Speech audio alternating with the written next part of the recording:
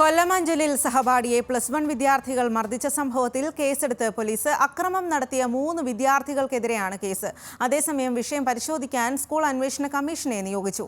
അന്വേഷണ commission report വരുന്നതുവരെ 3 കുട്ടികളെ സ്കൂളിൽ നിന്ന് മാറ്റി നിർത്താനാണ് തീരുമാനം. Anchal west government higher secondary സ്കൂളിലെ വിദ്യാർത്ഥികളാണ് സഹപാഠിയെ തല്ലിച്ചതച്ചത്.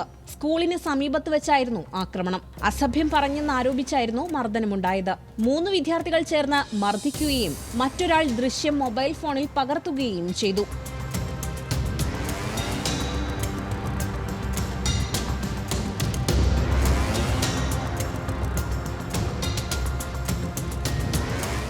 എൻ്റെ സ്കൂളിൽ പഠിക്കുന്ന 3 പേര് വന്ന് ഒരാൾ എൻ്റെ തോളിൽ കൈയിട്ടിട്ട് അങ്ങോട്ട് വരാൻ പറഞ്ഞു. ഞാൻ കൈ തട്ടി മാറ്റിയിട്ട് പറഞ്ഞു ഇനി വീട്ടിൽ പോകണമെന്ന് പറഞ്ഞു.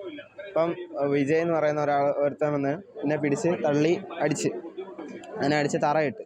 വിദ്യാർത്ഥിയെ മർദ്ദിക്കുന്നതിന്റെ ദൃശ്യം പ്രചരിച്ചതോടെയാണ് മർദ്ദന വിവരം പുറത്തറിഞ്ഞത്. പരിക്കേറ്റ വിദ്യാർത്ഥി അഞ്ചലിലെ ആശുപത്രിയിൽ ചികിത്സ തേടി. തുടർന്ന് കുട്ടിയുടെ മാതാപിതാക്കൾ അഞ്ചൽ പോലീസിൽ പരാതി നൽകുകയായിരുന്നു. ന്യൂസ് മലയാളം, കൊല്ലം.